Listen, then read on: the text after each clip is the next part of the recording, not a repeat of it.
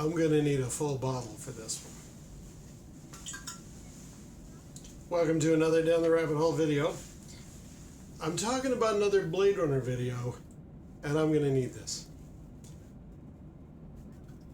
So, I've already mentioned I'm moving away from talking about the original 1981 film, and as such, we're going to eventually talk about Blade Runner 2049. But I can't, in true conscience, go between the first film to 2049 without talking about the other Blade Runner sequel, Soldier. Yes, the Kurt Russell film from the early 2000s, I want to say, is by and large a sequel to Blade Runner. And it's awful. And I remember when I first heard about 2049 being filmed, or going to be produced, I just thought,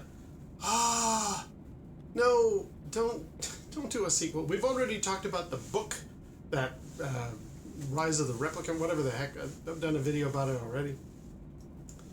And when I first heard that Soldier was actually technically a sequel to Blade Runner, I was like, oh God, this is kind of, these are the parameters of what Hollywood thinks Blade Runner is all about. Oh God.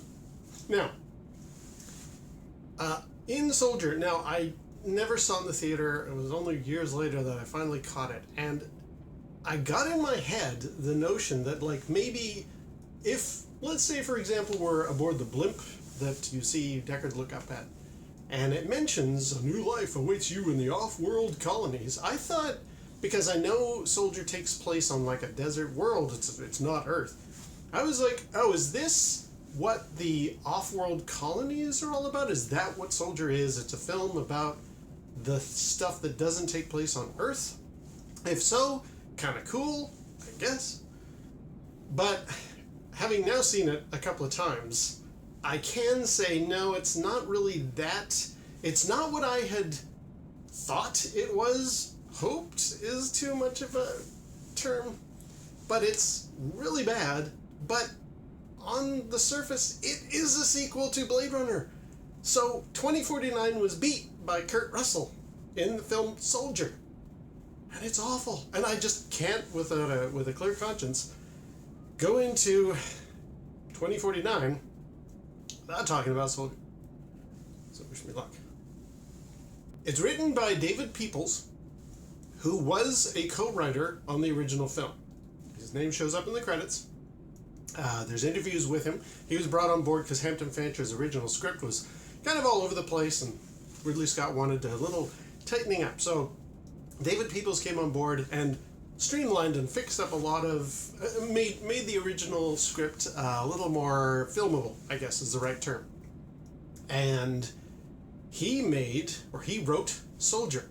And he injected in it a lot of Blade Runner references that the director, Paul W.S. Anderson of Resident Evil fame, seemed to run with. Now, I don't know which of them injected quite so much Blade Runner into this movie as it appears on film, but whoever it was, they did a number on this one. So, okay, we start off, it's actually, the film begins in the 90s, and it's a little boy who eventually grows up by the year 2036 to be Kurt Russell as we know him. And the premise is that these are soldiers, hence the title, that are raised from birth to be non-thinking arms of the state. They are soldiers that fight and question nothing. And there are implications. If this is in fact a Blade Runner sequel, well, there are a lot of things that don't add up, given the premise of how the first film starts. Let me just briefly outline this film, though.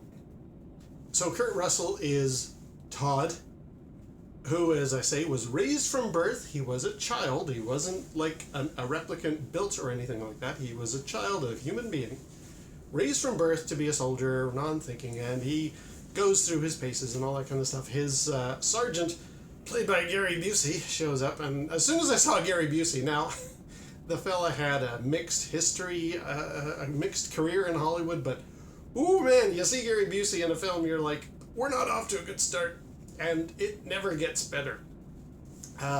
He's showing off, oh, here's what my soldiers can do, and Jason Isaacs comes along with a new breed, a younger, more efficient version of the soldiers, and they go through their paces, and he shows, look at how much better my soldiers are, and they fight Kurt Russell and one of the soldiers, and it's a typical militaristic beating up, who's the tougher guy type of storyline. We've seen this kind of stuff before.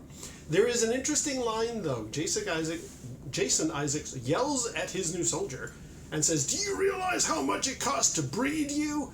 So these are maybe clone creatures, sort of like from Star Wars, the clone troopers, maybe. Whatever. At no point though is there any indication these are mechanical, and in fact, one of the soldiers suffers an eye wound and is later on shown with like a grafted on eye, which I kind of get the impression from it was a surgery thing. It wasn't necessarily mechanical. So my point being, these soldiers are flesh and blood human beings that are raised, bred, treated like whatever, indoctrinated, but they are, at the very heart of them, they are humans. And speaking of the shot involving the eye, there is actually a Blade Runner trope eye shot in Soldier. You know how in the first film we got the eye, which is never really specified whose that is. I'd always assumed it was like Leon's when he's going to get questioned by Holden, but it's not. It's just somebody's eye. And in the 2049, there is another eye opening. So there is something about eyes and Blade Runner. And in Soldier, there is a clip that kind of beckons back and harkens back to that eye shot. We go into Todd's eye after he was defeated by the other soldier. Then, because he failed, he and a couple of the other soldiers from the scene get thrown into a garbage skip and shipped off. Now, I'm going to get into the actual plot in a second, but let's go back to the actual Blade Runner references, because there are several. We get to see a few shots of, or actually there's a whole line of dialogue later in the film, but it's relevant right now, where Todd has some tattoos or etchings on his shoulder, one of his shoulders, that talks about his career. There's even stuff on his face. And there are many lines of dialogue that talks about how he fought at the Battle of Tannhauser Gate. And there's a few shots of his dossier, his kind of career path, whatever, where we also see he was also at the conflict of the Shoulder of Orion. Now, anybody who's a big Blade Runner fan knows Tannhauser Gate and Shoulder of Orion were referenced in Roy Batty's death sequence when he's dying on the rooftop and he's talking to Deckard.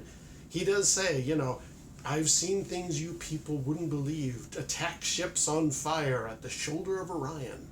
I saw sea beams glitter in the darkness at Tannhauser Gate. There are direct lines between, okay, Soldier talks about the Battle of Tannhauser Gate, and apparently there was a conflict at the Shoulder of Orion that Todd served at.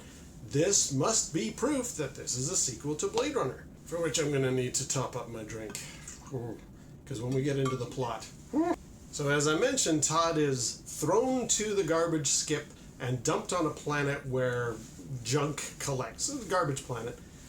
There is a scene, if you look for it, where a Blade Runner spinner is actually seen in the wreckage. It's kind of, from your angle, that kind of point of view. I mean, here's the picture, but do you see? That's a spinner. That's the front wheels of a spinner there. Okay. But of course, that's also like saying, yeah, there's that scene in The Phantom Menace, the Watto's junkyard, where there is in fact a repair pod from the 2001 ship The Discovery just sitting in Watto's junkyard. I don't know. And this is where anybody who wants to say, oh, it's totally a sequel, look at all of these clues. There's other stuff in Todd's dossier that are like, what?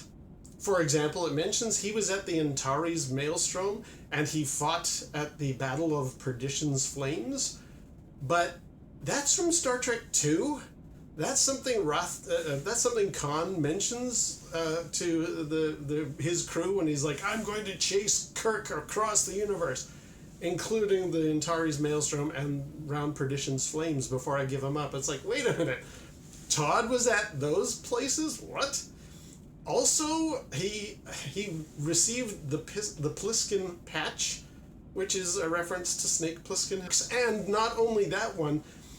One of the awards that he got is the Dexter Riley Award, which is actually from the Computer Wore Tennis Shoes, one of Kurt Russell's first films.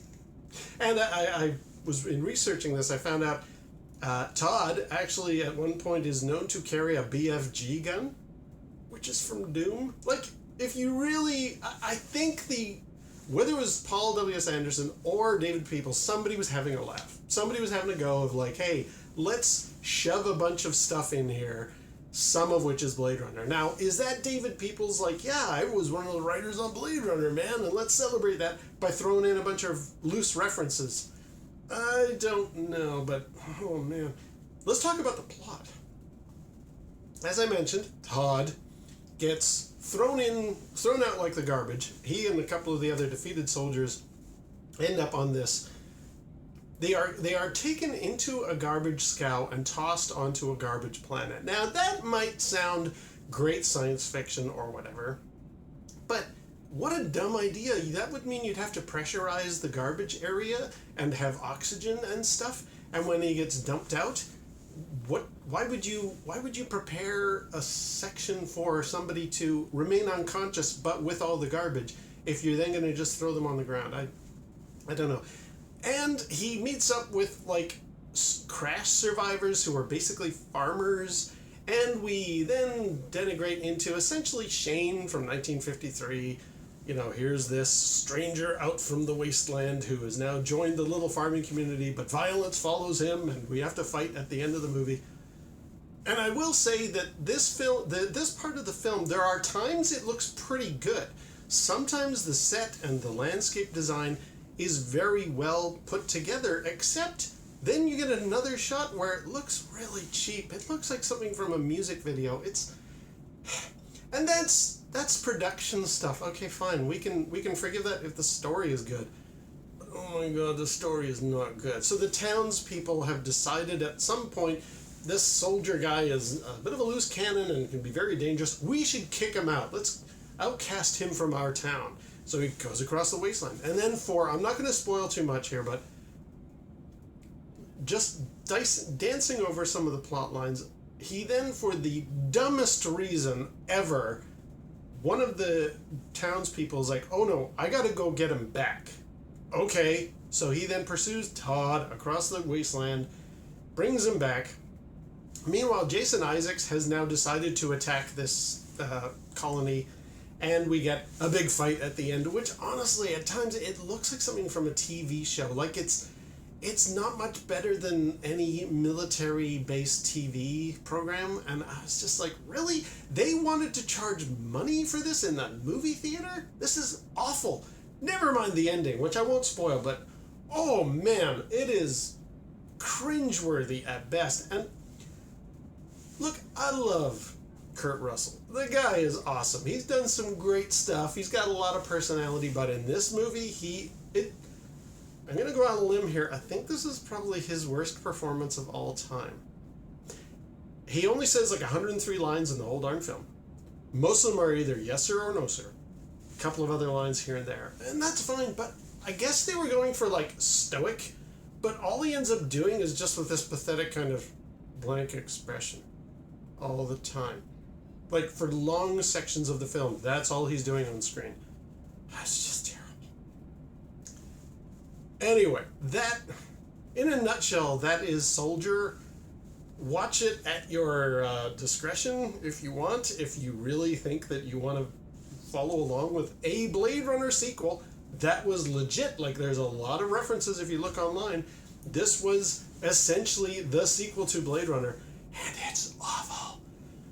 I don't normally talk about stuff I don't like, so I'm quite leaning into and enjoying throwing this one under the bus, because I saw it years ago, actually when I went to Comic-Con once, and I was absolutely astounded at how awful it was. And for this video, I thought, I better watch it again just to get all my information, my notes compiled, and whew, it ain't any better on the second viewing. So, if you want to check out Soldier, the first sequel that was actually filmed and is peppered with all kinds of Blade Runner references, go for it, because that's the first sequel to the film.